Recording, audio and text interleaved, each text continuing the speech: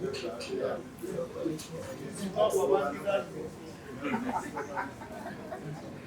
hold a little bit of the tip of this. Oh yeah. Okay, so and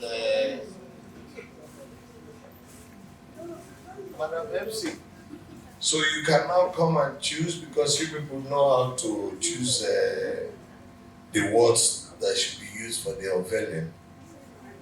Or should we say at the pronouncement of the word alita continua, Victoria, etc., you cannot lift it. Aluta continua, Victoria, Asata.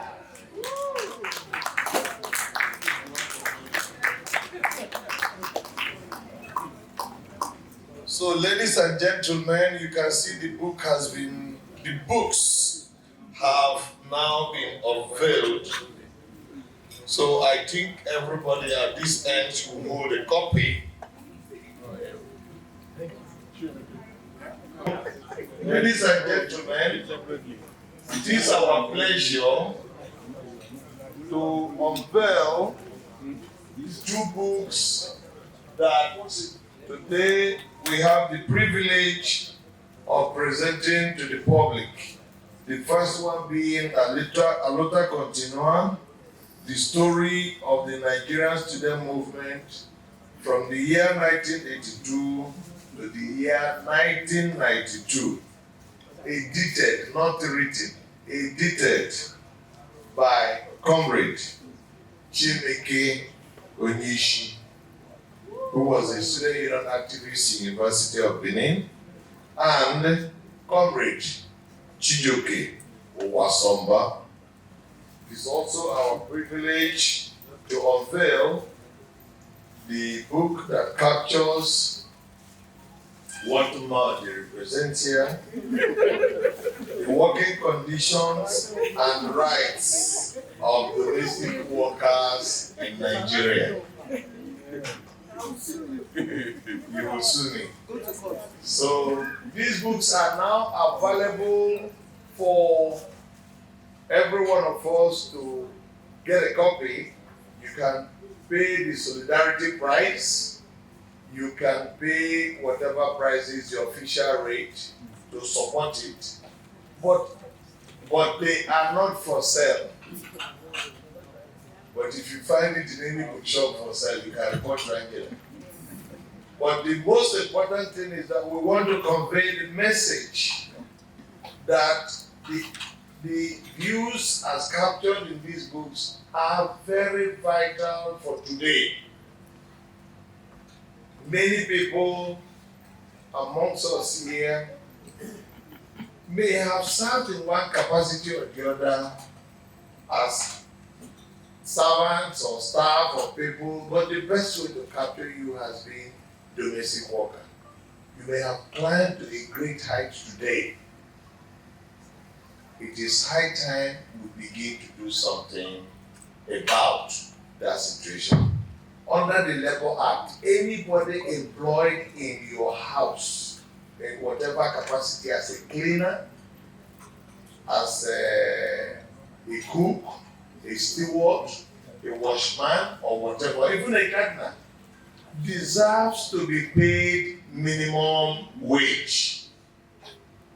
I was happy when our professor, Ibolo, pointed out the fact that even some of them have been victims of sexual molestation. Not just the women amongst them, including the men.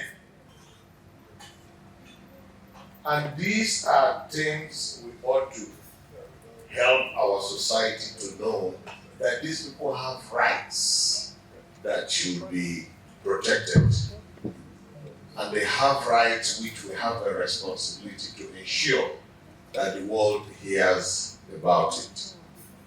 As for the student movement, I was happy when Comrade YZ here pointed out that the real strength and backbone, the masquerade, which he didn't have the privilege of having in his village, that was really behind the National Association of Nigerian Students, why the federal government was not able to translate it for many years, was a group that was called PYM, Progressives Youth Movement. Patriotic Youth Movement of Nigeria, PYM. And it was the group behind the scene. Imagine an organization that the military regime banned for many years, continued, resisted the army for all the years that the military regimes existed, and defied the army. Because the first thing the army did was to ban the National Union of Nigerian Students, NUNS. And then the students take their name, say, okay, if you have banned the National Union of Nigerian Students, we have become and we have changed our name to National Association of Nigerian Students. And the military regime said the ban extends to National Association of Nigerian Students. And then the students at that point said, no, we don't recognize your power to ban us. You cannot ban us. And it was resisted for years. For this, many of these students were clamped in prisons. Many were detained. Many were rusticated from university.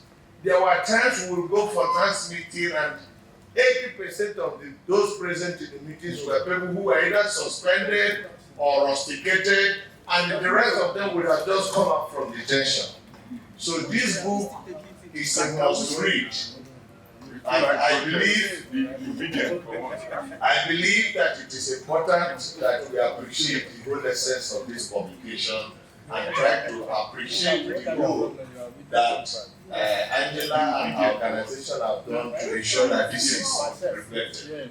So we will encourage every one of you to try to comment. No, I'm asking you to stop your. So, thank you very much.